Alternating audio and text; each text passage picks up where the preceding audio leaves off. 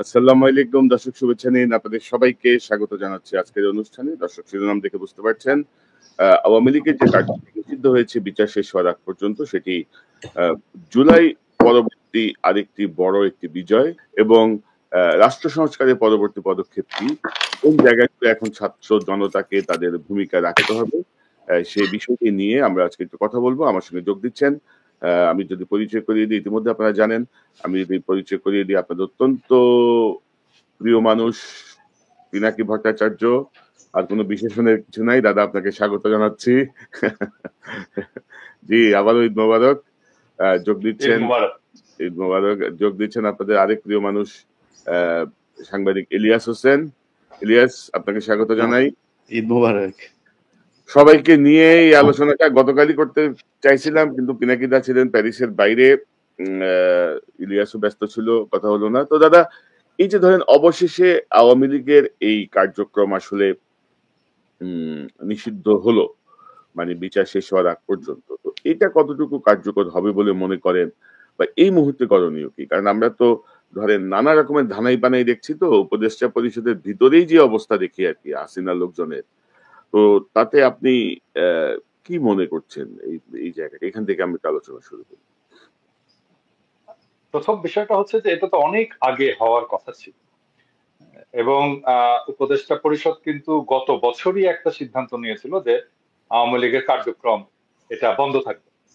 আম, কিন্তু এটার আইনি প্রক্রিয়া কি হবে, কিভাবে এটাকে ইমপ্লিমেন্ট করা হবে, আবার পশ্চিমা বিশ্বের আর একটা চাপ ছিল। পশ্চিমা বিশ্বের চাপটা কিন্তু আবার এটা পশ্চিমা বিশ্বের নিজস্ব না। ইন্ডিয়া থেকে পশ্চিমা বিশ্বকে দিয়ে বলানো যে আওয়ামী লীগকে আসলে নিষিদ্ধ হবে। কারণ ইন্ডিয়ার একটা বড় ধরনের চিন্তা আছে যে সত্যিকার অর্থে আওয়ামী লীগ যদি বাংলাদেশের রাজনীতি থেকে চলে যায়, তাহলে আমার স্টেকটা কে দেখবে। অবশ্যই এই ক্ষেত্রে আমি মনে করি যে এখন তাদের স্টেক দেখার লোকজন হয়ে গেছে আর কি। এখন মানে তাদের ইন্টারেস্ট এত বিস্তৃত যে বাংলাদেশে তাদের স্টেক দেখার অনেক লোক, ইভেন ফ্যাসি বিরোধী লড়াই যারা করেছে তাদের মধ্যেও আছে। আমি তাদের নাম বলতে চাই না, তাদেরকে বিব্রত করতে চাই না। আম, কিন্তু এই কাজটা দেখা যাচ্ছে যে মানে প্রফেসর ইউনূসের সরকার সরকার তো হচ্ছে সবচেয়ে বড় রাজনৈতিক প্রতিষ্ঠান একটা দেশে। তো প্রেসিডেন্সির সরকার সরকারও একটা রাজনৈতিক প্রতিষ্ঠান হয়ে ওঠা উচিত ছিল, কিন্তু ওনারা রাজনীতিটা করতে পারছেন না। দেখা যাচ্ছে যে রাজনৈতিক প্রশ্নে ওনারা সিদ্ধান্তহীনতায় ভুগছেন, দোদুল্যমান আছেন, এবং জনগণের তরফ থেকে যখন একটা চাপ আসে, যখন সে রাজপথে একটা শক্তি দেখে, তখন সে রাজনৈতিক সিদ্ধান্তটা নিতে সফল হয়, যেটা আমরা দেখেছি 32 নম্বর জয় বাংলা করার সময়। এবং তারপরে এখানেও দেখলাম যে জনতা যখন রাস্তায় নামলো, সেই সময় তারা আহ একটা স্ট্রং পলিটিক্যাল পজিশন নিতে বাধ্য হলো বা নিতে সাহসী হয়ে উঠলো। এই জন্যই বলি যে আমরা আসলে, আমি কনক আর ইলিয়াস একসাথে চলে যাই আর কি দেশে, যে এই কাজটা করি আর কি, যে পলিটিক্যাল সাপোর্টটা রাজপথে তৈরি করি, সো দ্যাট প্রেসিডেন্ট সরকার একটু সাহস টাহস পায়। আমার আমার মনে হয় যে যেইটুকু এখন অগ্রসর হয়েছে সেটা ভালো হয়েছে। আম, এবং যেই পলিটিক্যাল অ্যালায়েন্সটা গড়ে উঠেছে রাজপথে এই আওয়ামী লীগ নিষিদ্ধের প্রশ্নে, সেটা একটা খুবই গুরুত্বপূর্ণ বিষয়। এবং আমি এটা মনে করি এটা মার্চ ফর গাজার সাবসিকুয়েন্ট স্টেপ, যেখানে যেই রাজনৈতিক শক্তিটা গড়ে উঠছে একটা ফ্যাসি বিরোধী, পিওর রাইট ন্যাশনালিস্ট এবং স্ট্রং, আমি যেটা বলবো যে close to our religious culture, এরকম একটা পলিটিক্যাল ফোর্স তৈরি হয়ে উঠছে। এবং এই পলিটিক্যাল ফোর্সের মধ্যে আমরা এখানে ছাত্রদেরকে পেয়েছি, এনসিপি কে পেয়েছি।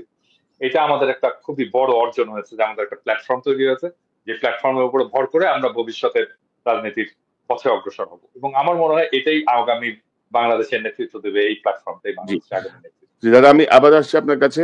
তো ইলিয়াস, একটু আপনার কাছে শুনি। এই যে ঈদ মোবারক, আওয়ামী লীগ যে কার্যক্রম যে নিষিদ্ধ হলো, আসলে কতটুকু কার্যকর হবে, বা এই মুহূর্তে আপনি কি কি মনে করছেন? আপনার পর্যবেক্ষণটা কি? কনক ভাই, আপনি সবাইকে ঈদ মোবারক আগে। আপনি কালকে জ্যাকসন হাইটে ছিলেন। বৈষম্য বিরোধী আন্দোলনের যারা এখানে কাজ করেছেন, তাদের নেতৃত্বে বিএনপি জামাতের লোকজনও ছিল। আপামর জনতা এখানে তাদের ব্যানারে সেখানে গিয়েছিল। মূলত যুক্তরাষ্ট্রে আসলে যে ব্যানারে আসুক এখানে বিএনপির লোকজনই বেশি ছিল এবং সেই আনন্দ মিছিলের সামনে এসে আওয়ামী লীগ, এখানে আওয়ামী লীগের শুধু যে টোকাই শ্রেণীর কয়েকজন ছিল এরকম না। আওয়ামী লীগের প্রেসিডেন্ট ছিল, যুক্তরাষ্ট্র আওয়ামী লীগের সভাপতি সিদ্দিকুর রহমান ছিলেন এবং আরো অনেক তাদেরকে এখানকার যে নেতৃত্ব স্থানীয় যারা সবাই ছিলেন।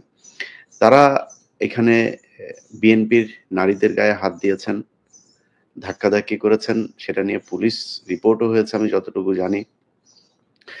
তো একটা জিনিস চিন্তা করেন কনক ভাই, আপনি যখন এখানে ছিলেন, আমাদের এখানে যে কজন আছে সবার পরিবারের উপরেই ছোটখাটো হয়েছে, কিন্তু সরাসরি যদি বলি পরিবারের সদস্যদের উপরে আপনার বোনকে ধরে নিয়ে গিয়েছেন। আমি যেদিন ২১শে টেলিভিশনের চেয়ারম্যান যেদিন জেলে যান, সেদিন আমার ছোট ভাই বাংলাদেশের একটা বেসরকারি টেলিভিশনে সাংবাদিকতা করতো। সেই রাতেই তাকে সেখান থেকে স্যাক করা হয়েছে এবং সে অফিসে যায়নি। তার সেই বেতন ভাতা সেই জিনিসগুলো আপনার ফেরত দেওয়া হয়নি এখন পর্যন্ত। আপনার বোনকে ধরে নিয়ে যাওয়া হয়েছে। পিনাকি ভট্টাচার্য ওনার পরিবারের উপরেও নানান ধরনের নির্যাতন এগুলো করা হয়েছে। তো ধরেন আমরা আমাদের পরিবারের উপরে যত ধরনের নির্যাতন, অত্যাচার, আইনি নানান ধরনের মামলা তো অভাব নাই। সেগুলো এখনো আছে। সেগুলো করা হয়েছে। কিন্তু আওয়ামী লীগ যে এই যে বাইরে বসে তারা এত ধরনের ষড়যন্ত্র করছে এবং আপনি দেশের ভেতরেও যদি চিন্তা করেন, আমি অনেকগুলো ওদের ইন্টারনাল গ্রুপ যেগুলো আছে সেগুলো আমাকে বিভিন্ন সংস্থা থেকে যখন দেয় সেগুলো আমি আমার Facebook, YouTube এ পোস্ট করি। সেই তথ্য ধরে কিন্তু তাদেরকে ধরা সম্ভব। মোবাইল নাম্বারগুলো সেখানে থাকে। এটা ধরে ১ মিনিটের ব্যাপার তাদের ট্রেস করা যে তারা কোথায় আছে। তাদেরকে ধরা হয় না। তো এরা দিনকে দিন এই ধরনের আস্ফালন দেখাচ্ছে বিদেশে বসে। আমরা এখানে বসে অনেক কথা বলেছি। আমরা YouTube এ আমরাও এখানে অ্যা অ্যা আমাদের যে অ্যাক্টিভিটি সেগুলো করেছি। কিন্তু কোনোদিন কারো গায়ে হাত তুলে না, কারো সাথে মারামারি করে না। বরং এরা ওই সময় আমাদের সাথে মারামারি করতো, এখনো করছে। তো বাংলাদেশ তো এখন পরিবর্তন হয়েছে। এখনো তাদেরকে এগুলো করতে দেওয়া যাবে না তো। আমরা কারো বাড়িতে যে হামলা হোক, কারো পরিবারের মানুষের উপরে আঘাত করা হোক, আমরা এটা চাই না। একদমই চাই না আমরা। কিন্তু তাদের তো দেশে তাদের ব্যাপারে তো আইনি ব্যবস্থা নিতে হবে। এটা আমি মনে করি নেয়া খুবই জরুরি। আর আরেকটা বিষয় আমাদের গতকালকে আমি পরে যেটা শুনলাম যে আমাদের জুলকারনাইন, সায়ের সহ আরো অনেকেরই বিশেষ করে কয়েকটা টেলিভিশন চ্যানেলকে ভারতে নিষিদ্ধ করা হয়েছে। সেই সাথে আমি, আপনি, পিনাকিদা আমাদের চ্যানেলগুলো তো নিষিদ্ধ আছেই। এখন এটার ব্যাপারে ধরেন বাংলাদেশ সরকার কি পদক্ষেপ নিয়েছে বা নিচ্ছে এখনো পর্যন্ত আমরা জানি না। এটার সুস্পষ্ট একটা ব্যাখ্যা সরকারের পক্ষ থেকে আসতে হবে। প্রথমত হচ্ছে বাংলাদেশের মানুষ ভারতীয় টেলিভিশন চ্যানেল এই দেশে থাকুক এটা চায় না। এই দেশের মানুষের পারিবারিক যত বিশৃঙ্খলা তৈরির জন্য দায়ী হচ্ছে ভারতীয় এসব সিরিজ, ভারতীয় এসব টেলিভিশন চ্যানেল। এর বাইরেও যদি আপনি চিন্তা করেন, পৃথিবীর ভেতরে সবচাইতে বেশি প্রোপাগান্ডা ছড়ানোর মেশিন হচ্ছে এই ভারতীয় মিডিয়া। তারা কেন আমাদের সরকারের বিরুদ্ধে মিথ্যাচার করার পরেও এই দেশে চলমান থাকবে? এই ব্যাপারেও সরকারকে একটা সুস্পষ্ট নিতে হবে। আর আপনি যে প্রশ্নটা করেছেন যে নিষিদ্ধের ব্যাপারে, দেখেন নিষিদ্ধের এখানে আমি আমার যাদের সাথে আলাপ হচ্ছিল, যারা এটার সাথে ছিলেন তাদের অনেকের সাথেই কথা হচ্ছিল এবং আমাদের একটা আল্টিমেট টার্গেট ছিল যে আমি তাদেরকে যেটা বলেছিলাম যে, "ভাই, হতে পারে সরকার এখানে কোনো কিছুই করবে না। কিন্তু তারপরেও একটা মেসেজ সরকারকে দিতে হবে যে ভবিষ্যতে তারা যেন এই আওয়ামী লীগকে নিয়ে কোনো ধরনের নতুন করে নির্বাচনে আনা আওয়ামী লীগকে আ দ রাজনৈতিক কর্মসূচি পালন করতে দিতে হবে। আরেকটা অন্য ওই যে ওয়াকার যে ধরনের আওয়ামী লীগ আনতে চেয়েছে, রিফাইন্ড আওয়ামী লীগ, এই ধরনের কথাবার্তা যেন বলতে না পারে, এই ধরনের একটা মেসেজ তাদেরকে দেয়া।" সো আমার মনে হয় তার চাইতে অনেক বেশি কিছু হয়েছে।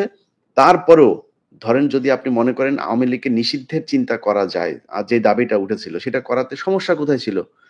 অনেকেই আমাকে একজন বিএনপির খুব উচ্চ পর্যায়ের একজন নেতা বলছিলেন যে, "ইলিয়াস দেখো, এটা আমার মনে হয় আইনগতভাবে হলেই সবচাইতে ভালো হয়।" তো আমি বললাম, "মনে করেন শেখ হাসিনা ২ বছর পরে বাংলাদেশে ক্ষমতায় আসলো আবার। আপনি আইন না, মনে করেন জাতিসংঘের যদি রেজুলেশন দিয়েও যদি আপনি এটা করেন যে আওয়ামী লীগ নিষিদ্ধ, আপনি কি সেটাকে রাখতে পারবেন? তো আপনি এত আইন দেখাচ্ছেন কেন এখন? ইউনূস সরকার যে বর্তমান ক্ষমতায় এসছে সেটার জন্য কি কোনো আইন করা হয়েছিল নাকি? সংবিধান মেনে করা হয়েছে? সেনাপ্রধানের কোনো ক্ষমতা আছে কোনো কিছু করা, কাউকে ডেকে নিয়ে এভাবে রাজনৈতিক কার্যক্রম করা? নাই তো। সবই তো বেআইনিভাবেই করা হয়েছে। তো এইটার জন্য শুধু আইনি পদক্ষেপ কেন লাগবে? চুপ্পুকে সরাইতে পারা যাবে না কেন? এখনো আওয়ামী লীগের যারা বিভিন্ন জায়গায় পুলিশ প্রশাসন এখন সবাই ত্যাগী। সবাই ত্যাগী, বিশাল ত্যাগী। অথচ তারা এখন ইয়ে আছে, ওসি আছে, যারা কিনা আওয়ামী লীগের সময় ২-৩ থানায় ওসি ছিলেন। আমি কালকে কয়েকজনের তালিকা পেলাম। তাদেরকে আবার ওসির পদে বসানো হয়েছে। তো একটা চক্র তারা এখনো চাচ্ছেন যে আওয়ামী লীগকে কোনো না কোনোভাবে মাঠে রাখবার, আওয়ামী লীগ যাতে কোনোভাবে, এখন তো বাংলাদেশের মানুষ তো ওই জায়গাতে নেই, যে কারণে পারছে না। ইনিয়ে বিনিয়ে নানানভাবে তারা চেষ্টা করছেন অন্তত তাদেরকে যেন নিষিদ্ধ না করে রাজনীতি করার একটা সুযোগ যাতে দেয়া হয়। এটাই হচ্ছে তাদের ইয়ে। তো আমি আমার এই জায়গায় আমার বক্তব্য খুব স্পষ্ট যে বাংলাদেশের মানুষ শেখ হাসিনা যতবার দাঁড়াতে যাবে ততবার তাকে শুইয়ে দেবে।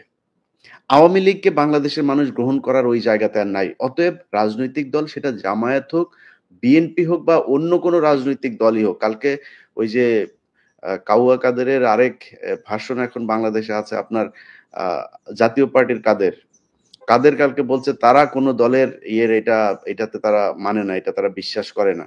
সো এই ধরনের কাদেরের কিন্তু ভিডিও আছে আমার কাছে, আগে থেকে বলে রাখলাম। কাদেরের কিন্তু বহু আগেই ভিডিও ছিল, তা ওরে নিয়ে আর আমি নাড়াচাড়া করি না, কারণ এটারে নিয়ে নাড়াচাড়া করার মতো জিনিস না।